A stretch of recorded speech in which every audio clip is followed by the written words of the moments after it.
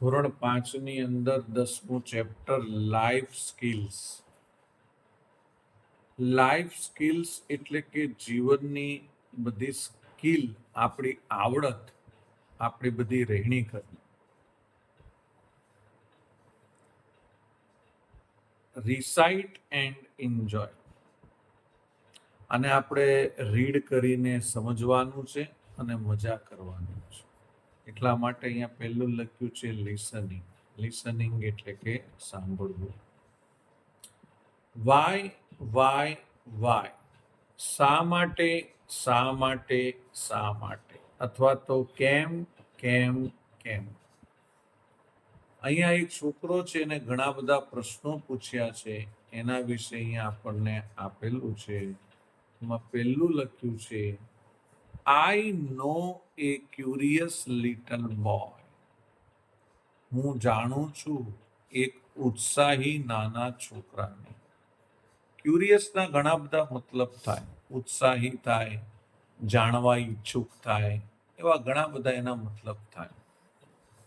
Who is always asking why. Who એટલે જે, આમ તો કોણ થાય, પણ અહીંયા અર્થ લેવાનો જે હંમેશા આસ્કિંગ પૂછે છે. વાય એટલે શા માટે. Why this, why that, why then, why now. આ શા માટે, પેલું શા માટે, પછી શા માટે, અત્યારે શા માટે. Why not, why by the by. ના કેમ અથવા ના શા માટે, એક પછી એક શા માટે. આવા બધા પ્રશ્નો પૂછે છે. હી વોન્ટ્સ ટુ નો. તેને જાણવું છે. વાય શા માટે. Wood should swim. વુડ એટલે લાકડું અને સ્વિમ એટલે તરે છે. સાહેબ, આ છોકરાનો જ આ પ્રશ્ન નથી. આમે નાના છોકરાઓ હોય જેને હજી કઈ જીવનનો ખબર પડતી જ નથી, હજી પોતે બોલતા માંડ શીખ્યા છે, એ લોકો દરેક વસ્તુ માટે આ પ્રશ્ન તો કરે, વાય એટલે શા માટે. અને ત્યારે આપણે એમને સંતોષકારક જવાબ આપીએ તો એ આ દુનિયા વિશે નવી માહિતીઓ મેળવી શકે છે. Why lead and marble sink. Why sun should shine and wind should blow. Why એટલે શા માટે. Lead and marble sink. તમે લીડ નાખો, નાની માર્બલ એટલે લખોટી નાખો, લીડ એટલે અણી, તો ઈ કેમ ડૂબી જાય છે. Why sun should shine. શા માટે સૂરજ પ્રકાશ આપે છે. And wind should blow. અને પવન કેમ ફૂંકાય છે, વહે છે.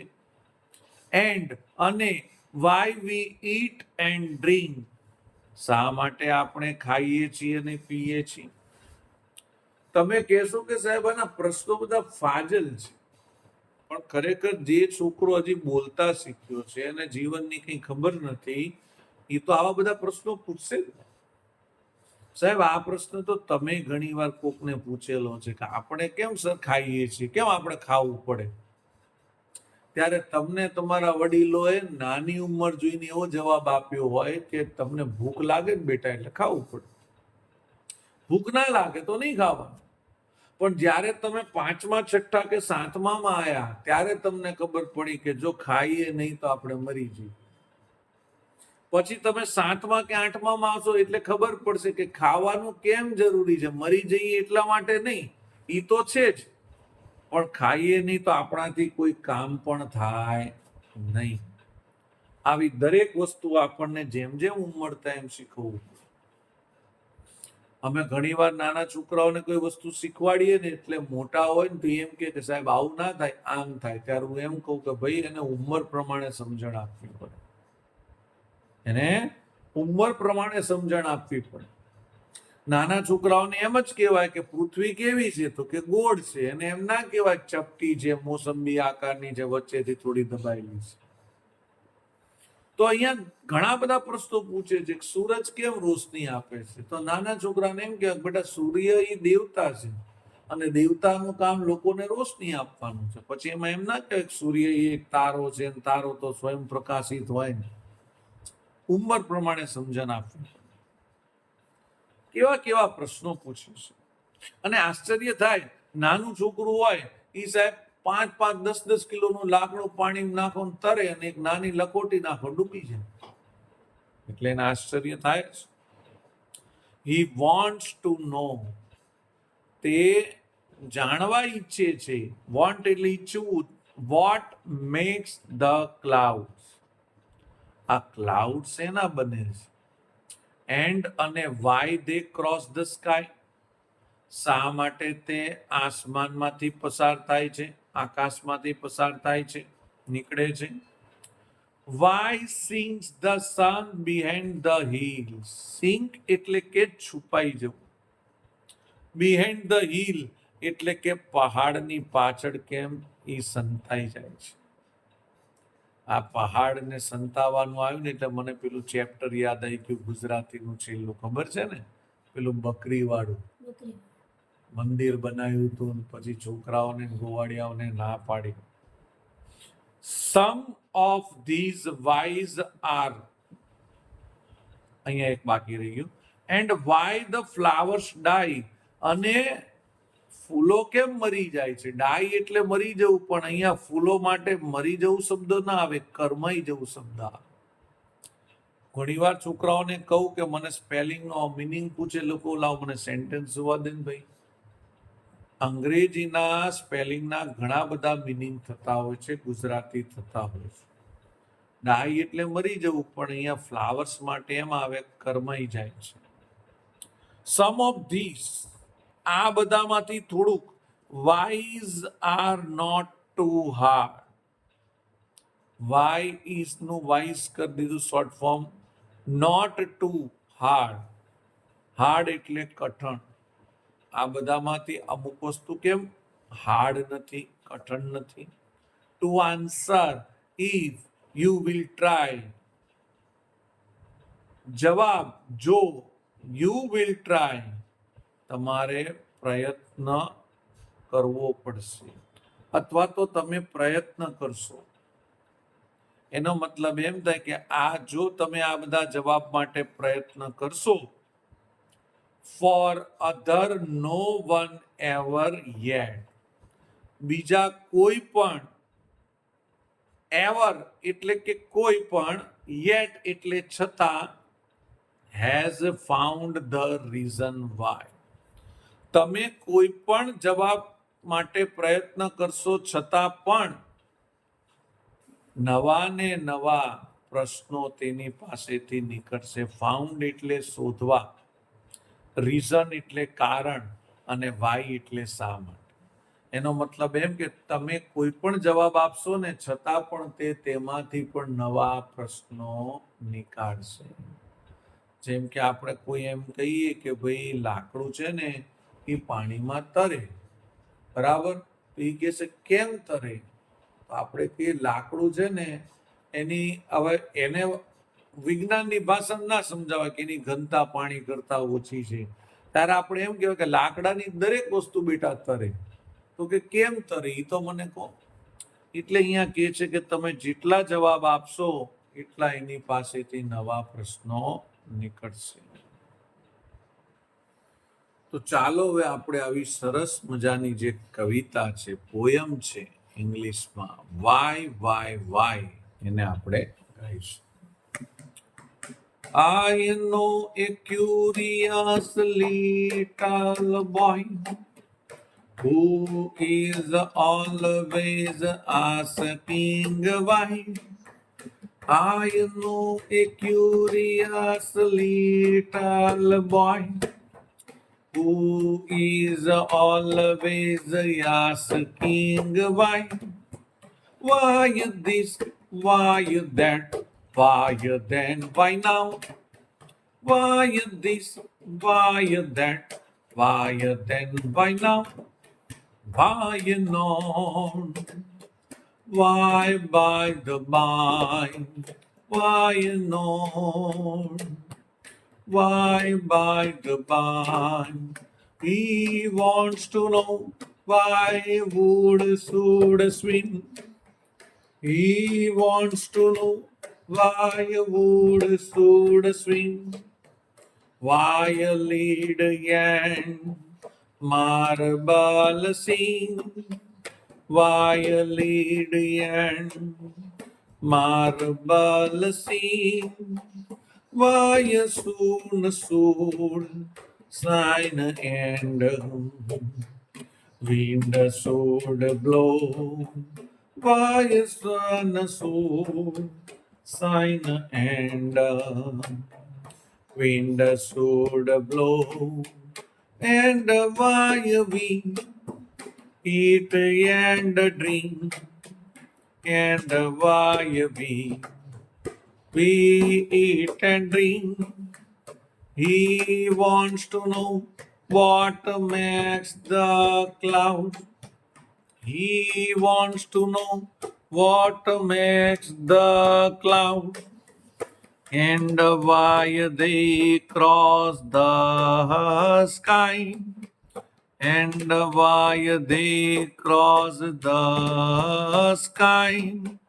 Why sink the sun behind the hill? Why sink the sun behind the hill? And why the flowers die? And why the flowers die? Some of these whys are not too hard. Some of these whys are not too hard to answer if you will try.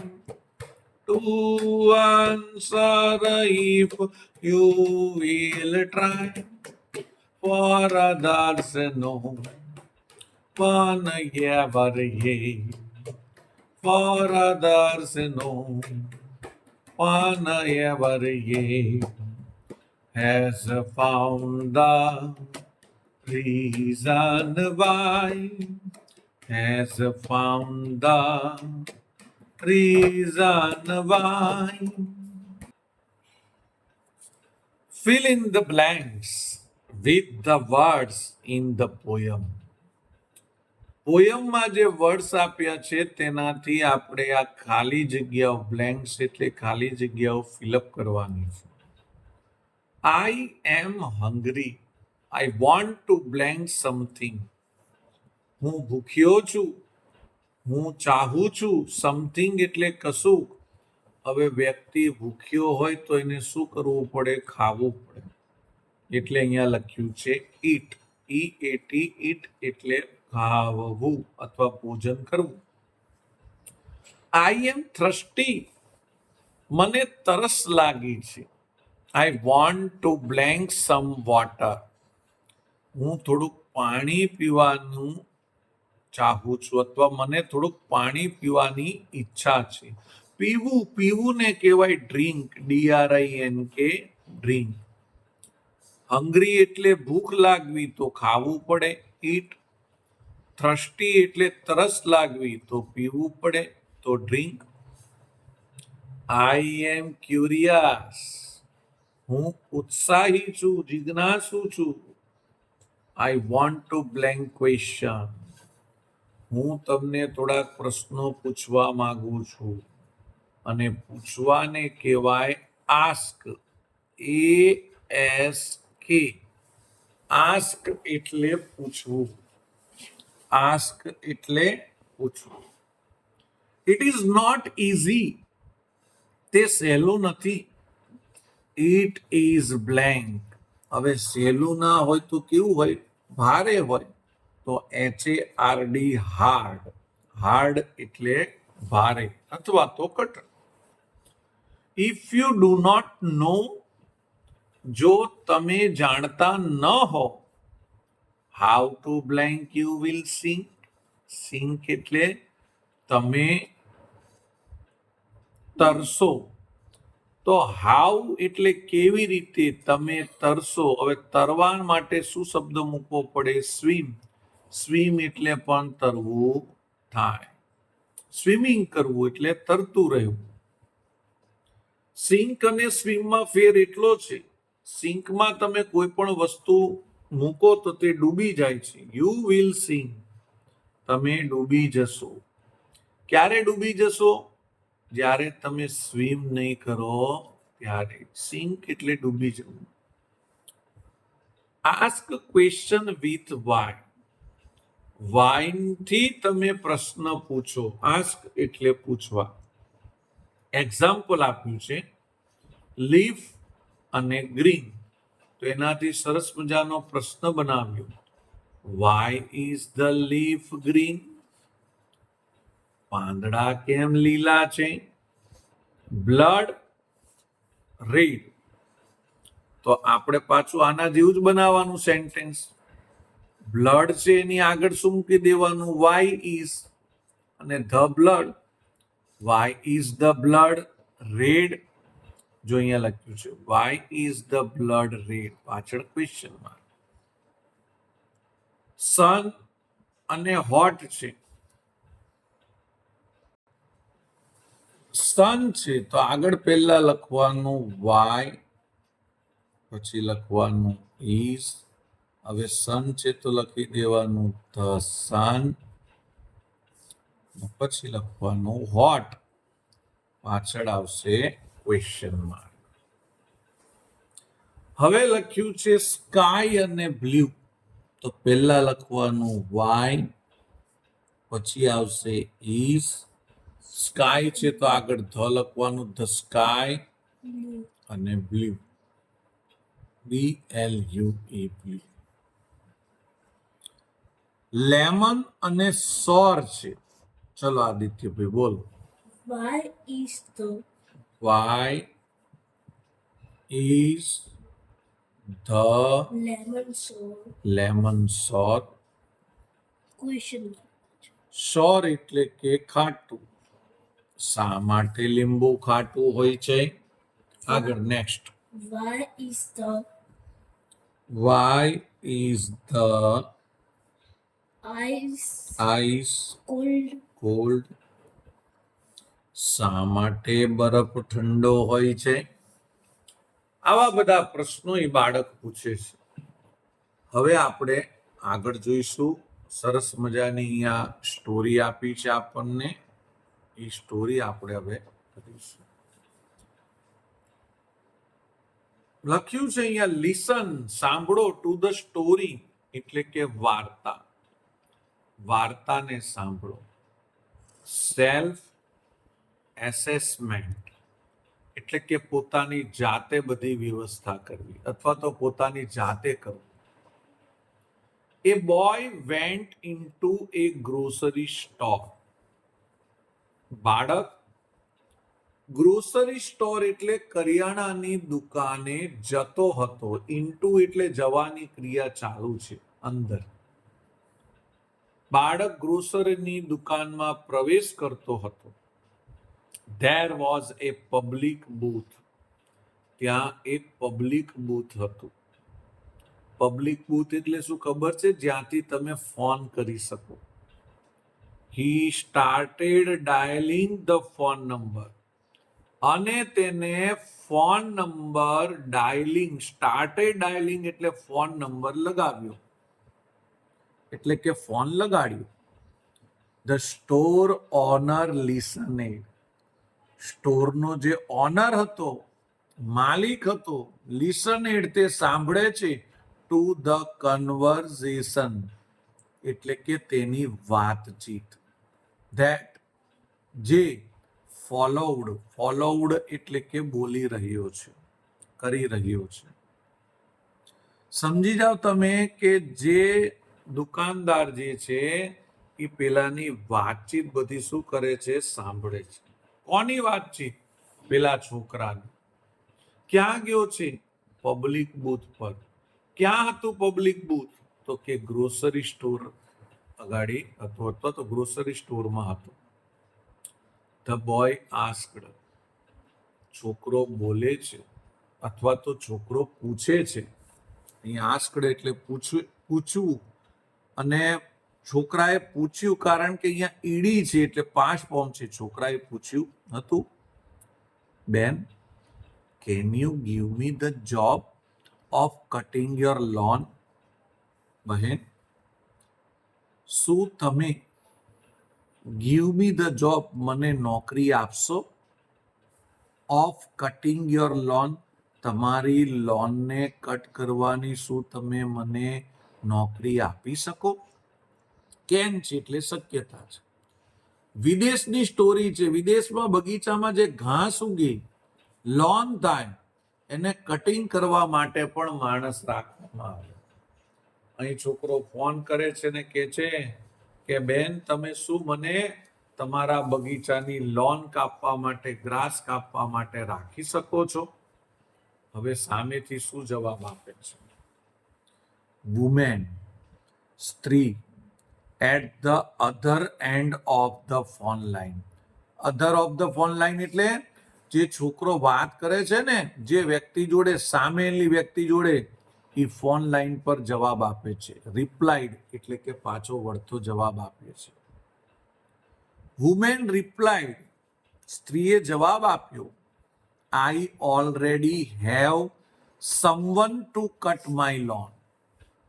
મેં already એટલે પહેલેથી જ, someone એટલે કોકને, two cut my loan એટલે કે મેં પહેલેથી જ મારી લોનને કટ કરવા માટે કોકને રાખેલો છે. કોણ કે છે? જે છોકરો પેલા મેડમ જોડે વાત કરે છે, બેન જોડે વાત કરે છે, તે કહે છે. હવે વારો આવે છે છોકરા. તમને ખબર છે, ફોન પર વાત થતી હોય એટલે આપસમાં પેલો વાત કરે, એનો જવાબ મળે, જવાબ મળ્યા પછી પાછો પેલો ફરીથી બોલે, બેન, I will cut the lawn for half the price of the person. બેન, હું કાપીશ lawn for half the price, અડધી કિંમતમાં, ઓફ ધ પર્સન, વ્યક્તિની. એમ કે છે, પેલા વ્યક્તિ કરતા અડધા રૂપિયામાં હું તમને લોન કાપવાનું કામ કરી આપીશ. Who is cutting your lawn now? અત્યારે તમારી લોન કોણ કાપે છે? ખબર પડે છે તને? એમ પૂછે છે કે અત્યારે લોન કાપવાનું કામ જે કરે છે, who is cutting your lawn now. અહીંયા પર્સન કીધું ને, પણ પર્સન એટલે એને કીધું who is cutting your lawn now. જે વ્યક્તિ અત્યારે તમારી લોન કટ કરે છે, તેના કરતા અડધા પૈસામાં હું તમને કટ કરી આપીશ. શું લાગે છે તમને? પેલા બેન રાખી દેશે? આપણે હોત તો રાખી દેતા, પણ આપણે ક્યારે રાખીએ ખબર છે? એનું કામ સારું ના હોય તો. એનું કામ સારું હોય તો આપણે નવા વ્યક્તિને રાખીએ નહીં, કારણ કે નવા વ્યક્તિનું કામ એવું પણ હોય. બરાબર ને? ચાલો હવે આપણે આગળ જોઈશું શું થાય છે. અહીંયા પેલા એ તો કહી દીધું છે કે હું તમને પેલા કરતા અડધા પૈસામાં કટિંગ કરી આપીશ. શ્રી રિસ્પોન્ડેડ.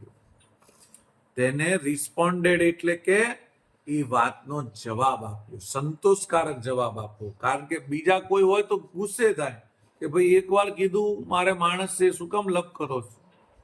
પણ શ્રી રિસ્પોન્ડેડ, તેને વ્યવસ્થિત જવાબ આપ્યો. I am very satisfied with the person who is presently cutting the lawn. જે સરસ રીતે, સારી રીતે મારી લોન કાપે છે, તે વ્યક્તિથી મને સંતોષ છે. આઈ એમ વેરી સેટિસ્ફાઈડ, મને તેનાથી ઘણો જ સંતોષ છે. હી કેમલી ઓફર્ડ, બેન, હું બેન તમને બીજી ઓફર આપું છું. I will even sweep your porch and veranda. એને કીધું કે હું તમને ઓફર આપું છું, એટલે હું વધારે તમને કંઈક કહેવા માંગુ છું I will even sweep your porch and veranda. તમારું આંગણું છે અને આસપાસની જે બધી જગ્યા છે ત્યાં હું તમને કચરો વાળી આપીશ. સ્વીપ એટલે કચરો વાળી આપો. જો કેટલી ઓફર આપે છે, એને કામ જોઈએ છે એટલે. પહેલા એ એવું કે છે કે તમારે ત્યાં જે વ્યક્તિ રાખેલો છે એનાથી અડધા પૈસે હું કામ કરીશ. હવે એમ કે છે કે તમને હું તમારો વરંડો છે, આંગણાની આજુબાજુની જગ્યા છે, એ બધાને પણ હું કચરો વાળી આપીશ.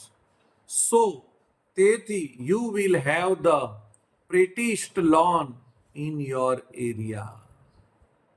સો તેથી you will have the prettiest lawn in your area. તમારા વિસ્તારમાં તમારી લોન સૌથી સુંદર લાગશે અથવા તો હશે. સી આન્સર એ. સી એટલે પેલી બેન માટે વાપરેલું છે, સામેથી જવાબ મળે છે. નો થેન્ક યુ, ના તમારો આભાર. With a smile on his face. હવે આવો જવાબ મળ્યો તો ખરેખર પેલો છોકરો ઉદાસ ના થવો જોઈએ. તો તેના મોઢા ઉપર શું આવી ગઈ છે? સ્માઇલ આવી ગઈ છે. The boy put down the receiver.